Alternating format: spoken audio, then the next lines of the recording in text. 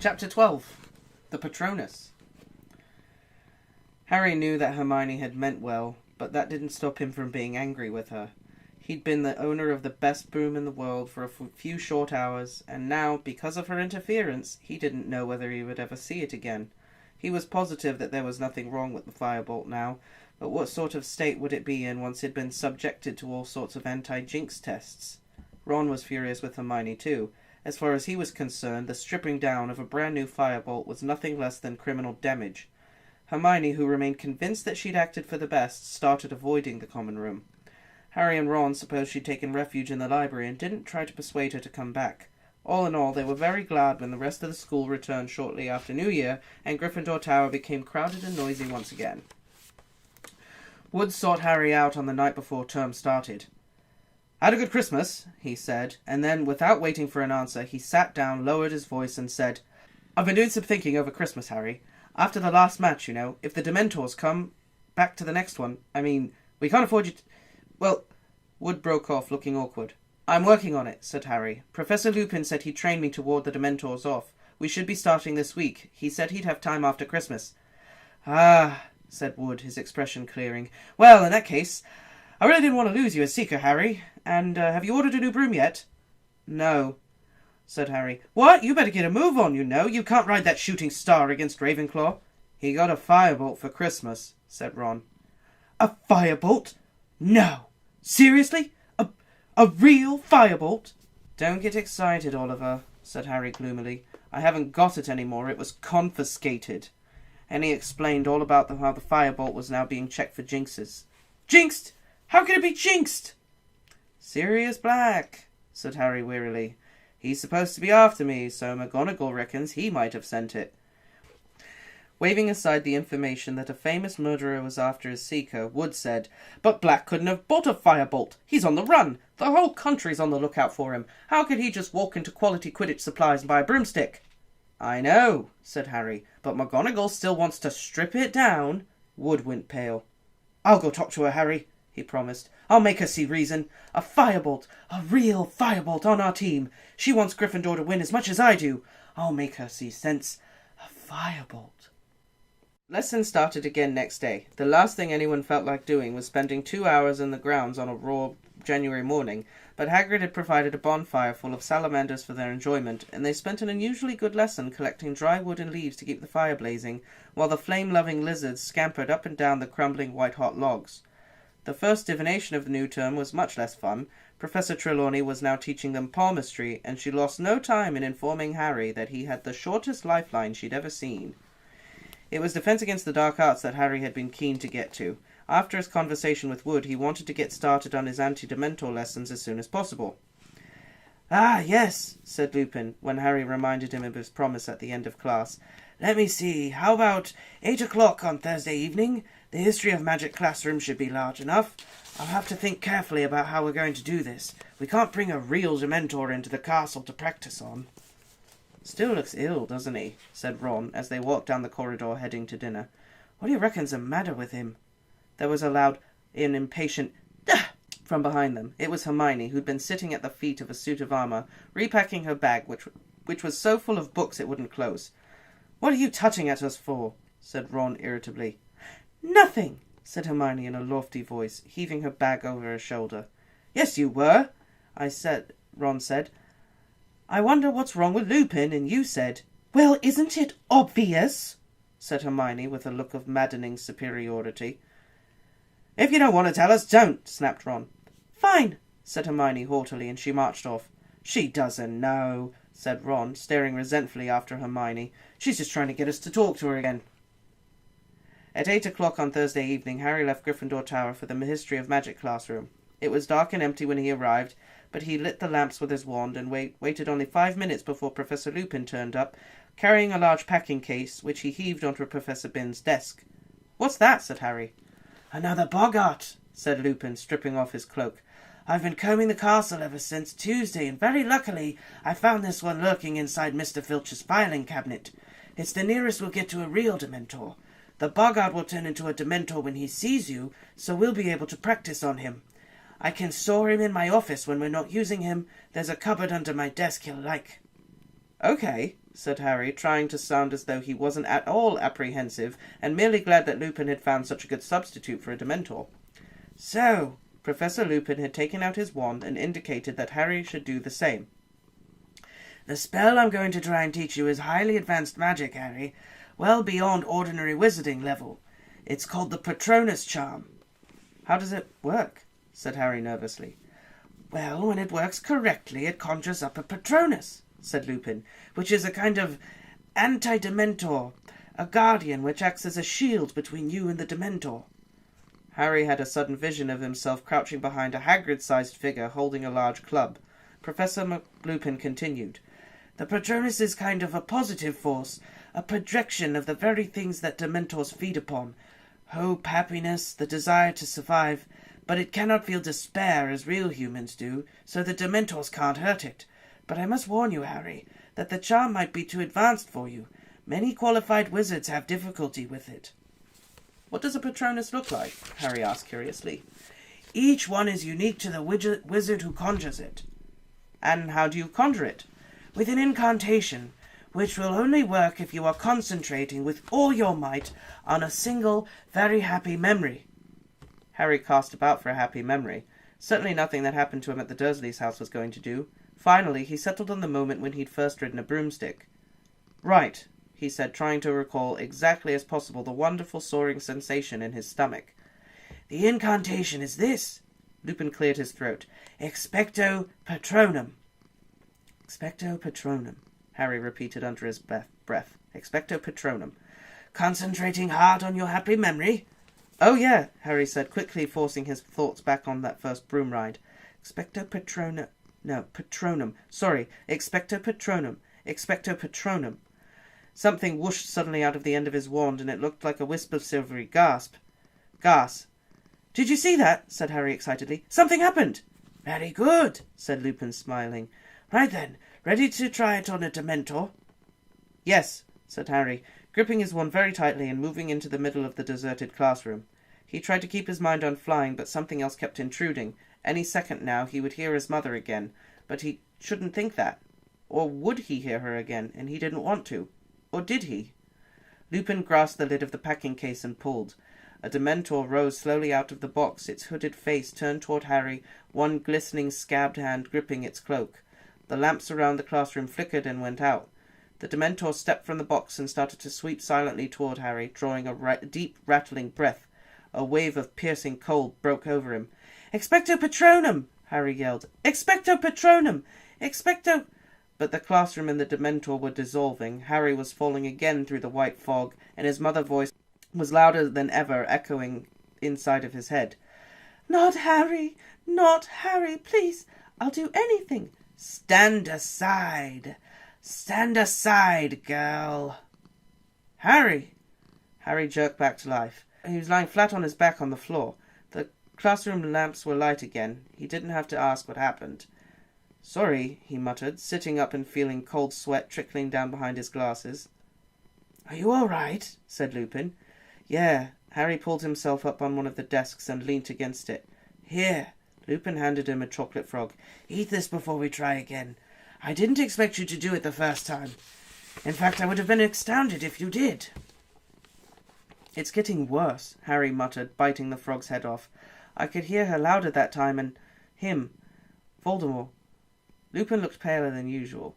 "Harry, if you don't want to continue, I will more than understand." "I do," said Harry fiercely, stuffing the rest of the chocolate frog in his mouth.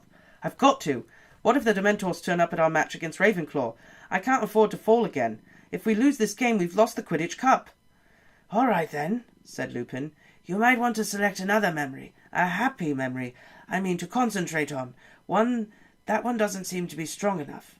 Harry thought hard and decided his feelings when Gryffindor had won the house championship last year definitely qualified as very happy. He gripped his wand tightly again and took up his position in the middle of the classroom. "Ready?" said Lupin, gripping the box. "Ready," said Harry, trying hard to fill his head with happy thoughts about Gryffindor winning and not dark thoughts about what was going to happen when the box opened. "Go!" said Lupin, pulling off the lid. The room went icily cold and dark once more. The Dementor glided forwards, drawing its rattly breath. One rotting hand was extending toward Harry. "Expecto Patronum!" Harry yelled. "Expecto Patronum! Expecto Pat—" White fog obscured his senses. Big blurred shapes were moving around him. Then came a new voice, a man's voice, shouting, panicking. "Lily, take Harry and go! It's him! Go! Run! I'll hold him off!" The sounds of someone stumbling from a room, a door bursting open, a cackle of high-pitched laughter. "Harry! Harry, wake up!" Lupin was tapping Harry hard on the face. This time it was a minute before Harry understood why he was lying on a dusty classroom floor. "I heard my dad," Harry mumbled. "That's the first time I've ever heard him. He tried to take on Voldemort himself, to give my mum time to run for it." He suddenly realized that there were tears on his face mingling with the sweat. He bent his face low as possible, wiping them off on his robes, pretending to do up his shoelace so that Lupin didn't see. "You heard James?" said Lupin in a strange voice. "Yeah." Harry's face dry, Harry looked up. "Why, you didn't know my dad, did you?" I did, as a matter of fact," said Lupin. "We were friends at Hogwarts. Listen, Harry, perhaps we should leave it here for tonight. This charm is ridiculously advanced. I shouldn't have suggested putting you through this." "No," said Harry. He got up again. "I'll have one more go. I'm not thinking of happy enough things. That's what it is. Hang on." He racked his brain. A really, really happy memory. One that he could turn into a good, strong Patronus. The moment when he'd first found out he was a wizard and would be leaving the Dursleys for Hogwarts. If that wasn't a happy memory, he didn't know what was. Concentrating very hard on how he felt when he'd realized he'd be leaving Privet Drive, Harry got to his feet and faced the packing case once more. "Ready?" said Lupin, who looked as though he was going against his better judgment. "Concentrating hard. All right. Go!" He pulled off the lid of the case for the third time, and the Dementor rose out of it. The room felt cold and dark. "Expecto Patronum!" Harry bellowed. "Expecto Patronum! Expecto Patronum!" The screaming inside Harry's head had started again, except this time it sounded as though it were coming from a badly tuned radio. Softer and louder and softer again, and he could still see the Dementor. It had halted, and then a huge silver shadow came bursting out to the end of Harry's wand, to hover between him and the Dementor. And though Harry's legs felt like water, he was still on his feet, though for how much longer he wasn't sure. "Ridiculous!" roared Lupin, springing forward. There was a loud crack, and Harry's cloudy Patronus vanished along with the Dementor.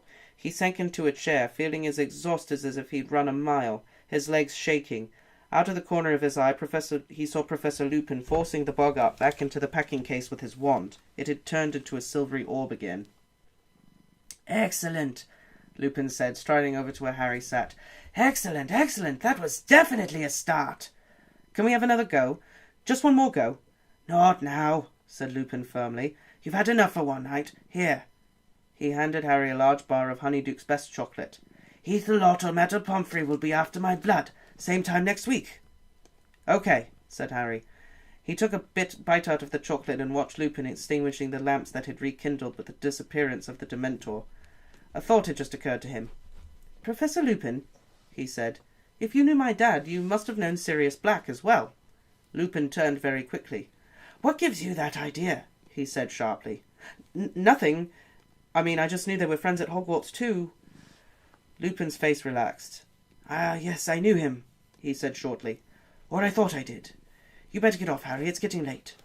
Harry left the classroom, walked along the corridor and around a corner, then took a detour behind a suit of armour and sank down on its plinth to finish its chocolate, wishing he hadn't mentioned Black, as Lupin was obviously not keen on the subject. Then Harry's thoughts wandered back to his mother and father. He felt drained and strangely empty, even though he was so full of chocolate. Terrible though it was to hear his parents' last moments played inside his head, these were the only times Harry had ever heard their voices since he was a small child. But he'd never be able to produce a proper Patronus if he half wanted to hear his parents again. "They're dead," he told himself sternly. "They're dead, and listening to echoes of them won't bring them back. You better get a grip on yourself if you want that Quidditch cup." He stood up, crammed the last bit of chocolate into his mouth, and headed back to Gryffindor Tower. Ravenclaw played Slytherin a week after the start of term. Slytherin won, though narrowly. According to Wood, this was good news for Gryffindor, who would take second place if they beat Ravenclaw too. He, therefore, increased the number of team practices to 5 a week. This meant that with Lupin's anti-Dementor classes, which in themselves were more draining than 6 Quidditch practices, Harry had just one night a week to do all his homework. Even so, he wasn't showing the strain nearly as much as Hermione, whose immense workload finally seemed to be getting to her. Every night, without fail, Hermione was to be seen in a corner of the common room, several tables spread with books, arithmancy charts, rune dictionaries, diagrams of muggles lifting heavy object, and file upon file of extensive notes. She barely spoke to anyone, and snapped when she was interrupted. "How's she doing it?" Ron muttered to Harry one evening, as Harry sat finishing a nasty essay on undetectable poisons for Snape. Harry looked up. Hermione was barely visible beneath a tottering pile of books. "Doing what?" "Getting to all her classes," Ron said. "I had her talking to Professor Vector, that arithmancy witch, this morning. They were going on about yesterday's lesson. But Hermione can't have been there because she was with us in Care of Magical Creatures. And Ernie McMillan told me she's never missed a Muggle Studies class, but half of them are at the same time as Divination. She's never missed one of them either." Harry didn't have the time to fathom the mystery of Hermione's impossible timetable at the moment. He really needed to get on with Snape's essay. 2 seconds later, however, he was interrupted again, this time by Wood. "Bad news, Harry. I've just been to see Professor McGonagall about the firebolt. She got a bit shirty with me. Told me I got my priorities wrong. Seemed to think I cared more about winning the cup than I do about you staying alive. Just because I told her I didn't care if it threw you off as long as you caught the snitch on it first." Wood shook his head in disbelief. "Honestly, the way she was yelling at me, you'd think I'd said something terrible. Then I asked her how much longer she was going to keep it." He screwed up his face and imitated Professor McGonagall's severe voice. "As long as is necessary, Wood." "I reckon it's time you ordered a new broom, Harry. There's an order form at the back of, Which broomstick? You could get a Nimbus 2001 like Malfoy's got." "I'm not buying anything Malfoy thinks is good," said Harry flatly. January faded imperceptibly into February with no change in the bitterly cold weather. The match against Ravenclaw was drawing nearer and nearer, but Harry hadn't ordered a new broom. He was now asking Professor McGonagall for news of the firebolt after every Transfiguration lesson, Ron standing hopefully at his shoulder, Hermione pushing past with her face averted. "No, Potter, you can't have it back," Professor McGonagall told him the 12th time this happened before he'd open his mouth. "We've checked for most of the usual curses, but Professor Flitwick believes the broom might be carrying a hurling hex. I shall tell you once we've finished checking. Now please stop badgering me." To make matters even worse, Harry's anti-Dementor lessons were not going nearly as well as he hoped. Several sessions on, he was still only able to produce an indistinct silvery shadow every time the Boggart Dementor approached him, but his Patronus was too feeble to drive the Dementor away. All it did was hover, like a semi-transparent cloud, draining Harry of energy as he fought to keep it there. Harry felt angry at himself, guilty about his secret desire to hear his parents' voices. Again. "You're expecting too much of yourself," said Professor Lupin sternly in the 4th week of practice. "For a 13-year-old wizard, even an indistinct Patronus is a huge achievement. You aren't passing it out anymore, are you?" "I thought a Patronus would charge the Dementors down or something," said Harry dispiritedly. "Make them disappear." "The true Patronus does that," said Lupin. "But you've achieved a great deal in a very short space of time. If the Dementors put in an appearance at your next Quidditch match, you should be able to keep them at bay long enough to get back on the ground." "You said it's harder if there are loads of them," said Harry. "I have complete confidence in you," said Lupin, smiling. "Here, you've earned a drink, something from the 3 broomsticks. You won't have tried it before." He pulled 2 bottles out of his briefcase. "Butterbeer," said Harry without thinking. "Yeah, I like that." Lupin raised an eyebrow. Ron and Hermione brought me back some from Hogsmeade," Harry lied quickly. "I see," said Lupin, though he still looked slightly suspicious. "Well, let's drink to a Gryffindor victory against Ravenclaw. Not that I'm supposed to take sides as a teacher," he said hastily. They drank the butterbeer in silence, until Harry voiced something he'd been wondering for a while. "What's under a Dementor's hood?" Professor Lupin lowered his bottle thoughtfully. "Well, the only people who really know are in no condition to tell us. You see, the Dementor only lowers its hood to use its last and worst weapon." "What's that?" "They call it the Dementor's kiss," said Lupin with a slightly twisted smile. "It's what Dementors do when they wish to destroy utterly. I suppose there must be some kind of mouth under there, because they clamp their jaws upon the mouth of the victim and suck out their soul." Harry accidentally spit out a bit of butterbeer. "What? They kill... Oh, no, said Lupin. Much worse than that. You can exist without your soul, you know, as long as your brain and heart are still working. But you'll have no sense of self any more, no memory, no anything. There's no chance at all of recovery. You'll just exist, an empty shell, and your soul is gone forever. Lost. Lupin drank a little more butterbeer, then said, It's the fate that awaits Sirius Black. It was in the Daily Prophet this morning. The Ministry have given the Dementors permission to perform it if they find him. Harry sat stunned for a moment at the idea of someone having their soul sucked out through their mouth, but then he thought of Black. He deserves it, he said. You think so? Said Lupin lightly. Do you really think anyone deserves that? Yes, said Harry defiantly. For some things. He would have liked to have told Lupin about the conversation he'd overheard about Black and the Three Broomsticks, about Black betraying his mother and father, but it would have involved revealing that he'd gone to Hogsmeade without permission, and he knew Lupin wouldn't be very impressed with that, so he finished his butterbeer, thanked Lupin, and left the history of magic lesson. Harry half wished that he hadn't asked what was under a Dementor's hood. The answer had been so horrible, and he was so lost in the unpleasant thoughts of what it would feel like to have your soul sucked out of you that he walked headlong into Professor McGonagall halfway up the stairs. Do watch where you're going, Potter. Sorry, Professor. I've been looking for you in the Gryffindor common room. Well, here it is. We've done everything we could think of, and there doesn't seem to be anything wrong with it. You've got a very good friend somewhere, Potter. Harry's jaw dropped. She was holding out his firebolt, and it looked as magnificent as ever. I can have it back? Harry said weakly. Seriously? Seriously, said Professor McGonagall, and she was actually smiling. I dare say you'll need it to get the feel of it before Saturday's match, don't you? And Potter, do try and win, won't you? Or we'll be out of the running for the 8th year in a row, as Professor Snape was kind enough to remind me only last night. Speechless, Harry carried the firebolt back upstairs toward Gryffindor Tower. As he turned a corner, he saw Ron dashing toward him, grinning from ear to ear. She gave it to you? Excellent! Listen, can I still have a go on it tomorrow? Yeah, anything, said Harry, his heart lighter than it had been in a month. You know what? We should make it up with Hermione. She was only trying to help. Yeah, all right, said Ron. She's in the common room now, working for a change. They turned into the corridor to Gryffindor Tower and saw Neville Longbottom pleading with Sir Cadogan, who seemed to be refusing him entrance. I wrote them down, Neville was saying tearfully, but I must have dropped them somewhere. A likely tale, roared Sir Cadogan. Then, spotting Harry and Ron, Good evening, my fine young yeoman. Come, clap this loon in irons. He is trying to force entry to the chambers within. Oh, shut up, said Ron, as he and Harry drew level with Neville. I've lost the passwords, Neville told them miserably. I made him tell me what passwords he was going to use this week, because he keeps changing them, and now I don't know what I've done with them. Odds bodkins, said Harry to Sir Cadogan, who looked extremely disappointed and reluctantly swung forward to let them into the common room.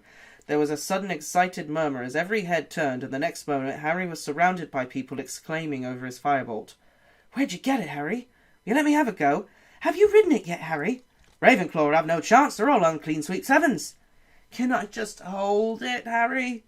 After 10 minutes or so, during which the firebolt was passed around and admired from every single angle, the crowd dispersed and Harry and Ron had a clear view of Hermione, the only person who hadn't rushed over to them, bent over her work and carefully avoiding their eyes.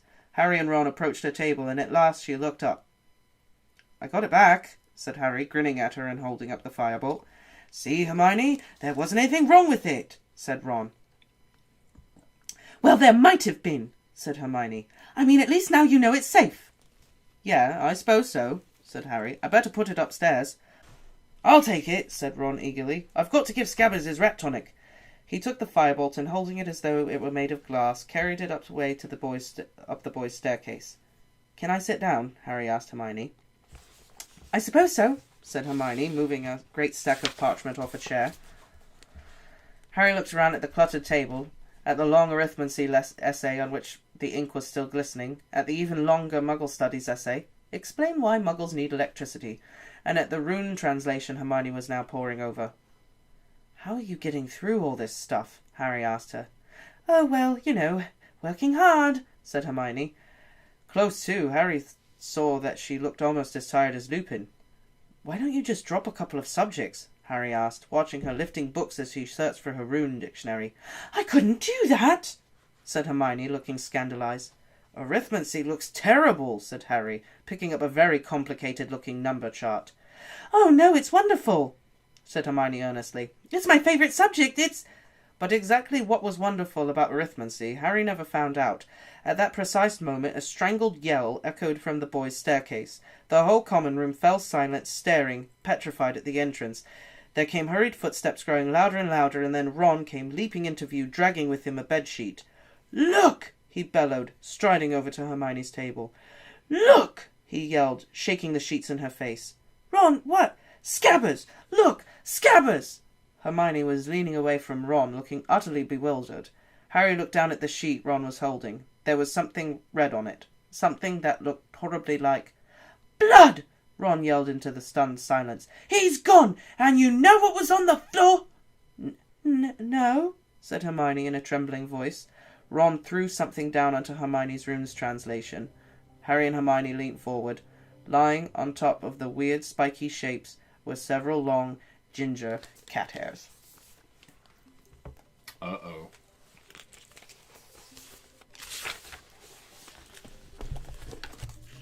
I don't think Ron and Hermione's relationship is healing anytime soon. No, I don't think so. Poor Scabbers. I think they're going through some growing pains. Yeah, say the least. Poor Scabbers. Crookshanks just has it out for him. Well, had it out for him. Yeah, all the evidence leads to... Crookshanks finally got him. Unless I was right and Scabbers was actually a person and Animagi form. And Crookshanks is like, onto you. Yeah. Onto you. Crookshanks bit him, he turned into a person and punted Crookshanks out the window, like I said. Mm-hmm.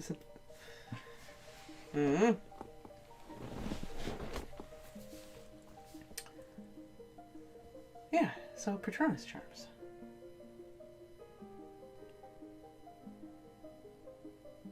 I feel like he's gonna be in a situation where he needs to use it and then he'll be able to use it. Also seems like Lupin's really trying to help him out here. Mm-hmm. Just a little bit. Seems to know how to fight off Dementors. Yep. Kind of like, someone who broke out of Azkaban would know how to fight Dementors. He did tell Harry he was friends with his dad, too. Yeah. Bit of a slip there. Is it, though? Well, I guess we'll find out, but I know. Without knowing. You're not gonna get me off this. You just know that Lupin I just know. Okay. Deep down, I just know. Lupin is Sirius Black. Yes. Okay. Alrighty. We'll find out. I suppose we will. Kind of sad for Harry, though. Like, you kind of feel bad for him. Like, the whole thing with, like, the only time he's ever heard his parents' voices is when they're begging for their lives. that sucks. Yeah, that's a little bad. That's like some trauma that he's having to constantly relive and all of that. It's, you know what I mean? Yeah, that's pretty terrible, especially when he's willing to relive that just to hear their voices. Right? Like, that's sad. Oh, that's sad. Poor Harry. Is there like a anti-Dementor that sucks the sadness out of you and only brings back good memories? No. Not as far as I know. That's what your Patronus is for. I guess so. But the Patronus doesn't really suck out the bad memories. It just keeps away The Dementor. Yeah, From sucking. it prevents them from sucking the good memories out. Well, not good memories, the happy emotions. Right. Well, Harry hasn't even done a fully fledged Patronus yet either. That's true. Patronuses are really cool. Once you see what happens if somebody produces a real Patronus. They're awesome. I know Harry's gonna do it at some point. They're teaching him. That's what I was saying. Something's gonna happen. Maybe the next Quidditch match. Maybe not. Maybe it'll be some other situation. But he's gonna have to do it, and then he's gonna do it. They're awesome, and Lupin's right. Every single one is unique to everybody. They're awesome. I wonder how the professors would feel if he does do it at the next Quidditch match. The Dementors come on field, and then He just does it. does this super complicated Patronus spell. Mm-hmm. Would they be mad at Lupin? I mean, Snape probably would, just because it would be something that he could kind of just, use against Lupin, Yeah. Like, I'm sure Snape would be like, You brought a Dementor in here? yeah. And then Headmaster, he brought in a boggart, he'll say he brought in a Dementor, and then Lupin will be like, no, it was a Boggart. You And know- then that'll just make Snape even madder. Yep. It'll make him even more pissed off. Yep. And McGonagall probably would just be like, oh, that was very reckless for you to try and teach him that. But I'm impressed. Good job. My goodness, Potter, I didn't know you had it in you. Yeah, That that's exactly how she would act too. Dumbledore. But he's the defense against the dark arts. I mean, Right. he's teaching him how to defend himself. Right. Because he did almost die the last time he had to deal with Right. them. The only reason he didn't was because Dumbledore saved his butt. Mm-hmm. And then Dumbledore's reaction would just be like, well done, Harry. Good job. I'm impressed. Yeah, Dumbledore's pretty awesome. Hermione would be extremely jealous. Yeah. Oh, yeah. I think Ron would just be like, good for you, mate. Good job. No more problems with the mentors. Let's see it again, Harry. Do it again. Can I ride your broomstick? Dude, Oliver Wood cracked me up. Oh, yeah. I That's mean, I when- don't care if he falls off of it as long as he catches the snitch first. It doesn't matter. I don't see what's wrong with that. Why are you yelling at me? What did I do? He might be a little obsessed at this point. Yeah, he's just a smidge. What's going on with Hermione? Hermione's gonna have gray hairs by the time she turns 14. Yeah, what's Hermione's deal? And Ron has just been like on it. How is she in this class? But she's in this class. But they're at the same time, and this person says that Hermione was in the class, but we saw her in this one. What is going on? What's going on with Hermione? That's what I mean. This is like one of the plots that really hasn't been touched on. Mm-hmm. It's just sort of like mentioned every once in a while. Did she learn how to apparate?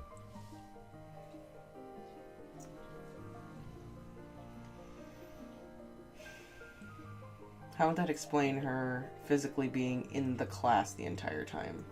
In two places at once. Apparate really quick a lot of times. So it's like you're in... Apparating, though, is... I don't want to give anything away about it, but apparating is not that simple. It's just... It can be dangerous. Oh, okay.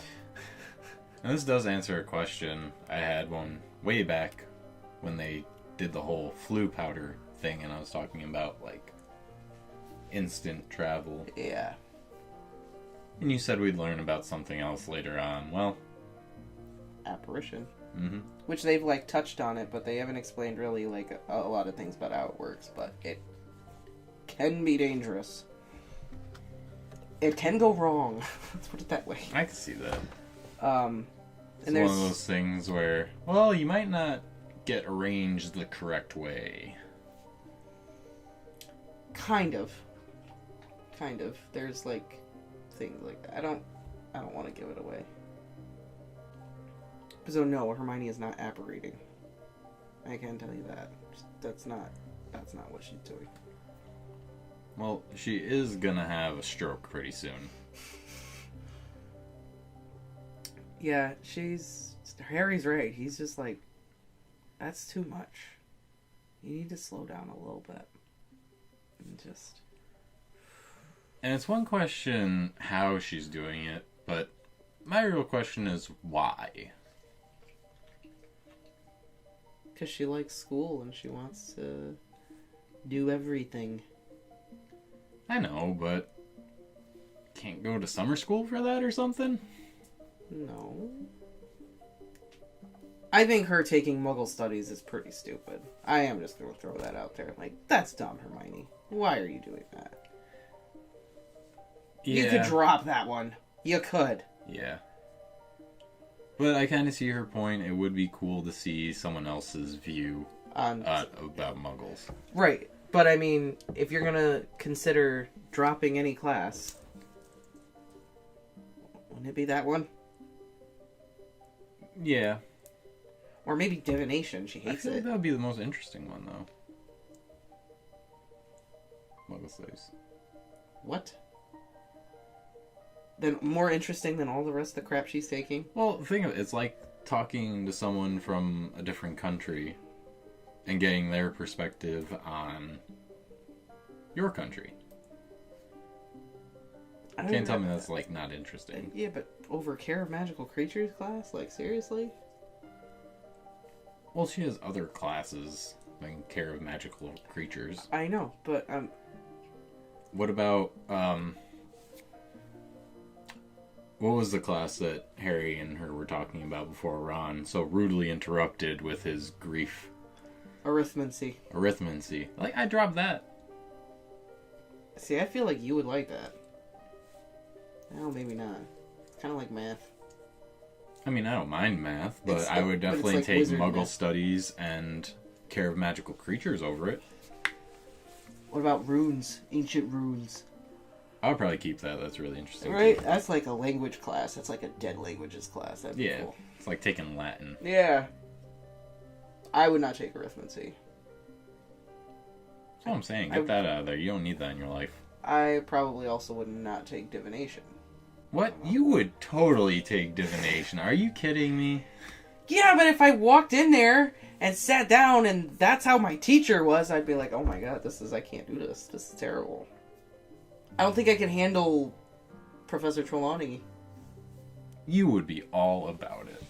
Yeah, but I don't think I could handle her. I don't think I could handle her. I'm not saying I wouldn't be all about it. But she's a terrible teacher. Well, yeah. Most teachers that tell a student they're going to die pretty soon is not that great. First day, nonetheless. You think they'd let me double up on my potions classes? No. Why not? Because you would be the insufferable know-it-all in Snape's class. And Snape wouldn't want you there. I would control myself and not be obnoxious. I would also not be in Gryffindor, and that would at least help a little bit. Maybe a little bit. But still. All of his hatred would be focused on you guys. Maybe. No, definitely. Positively. Absolutely. Okay, fair enough, yes. Yeah.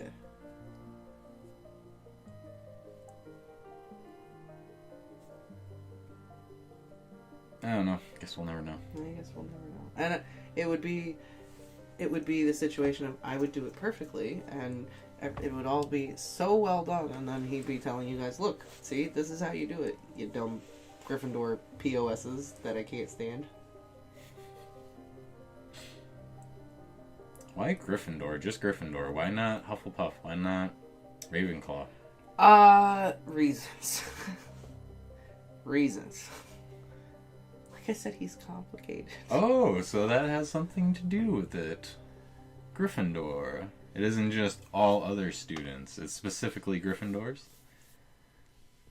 I think they are the lowest on the low totem pole of his. Yeah, I think he hates them more than he hates the other two. I don't think he likes the other two either, but it's like Gryffindors.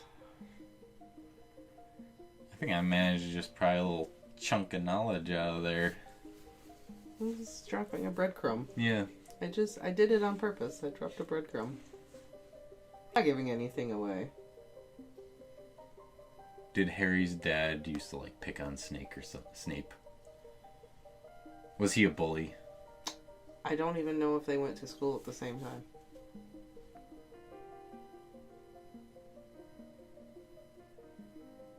I guess so. But yeah, they never say how old Snape is. Mm-mm.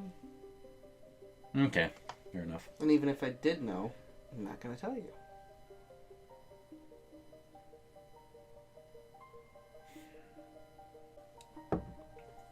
By the way, the next chapter is called Gryffindor versus Ravenclaw.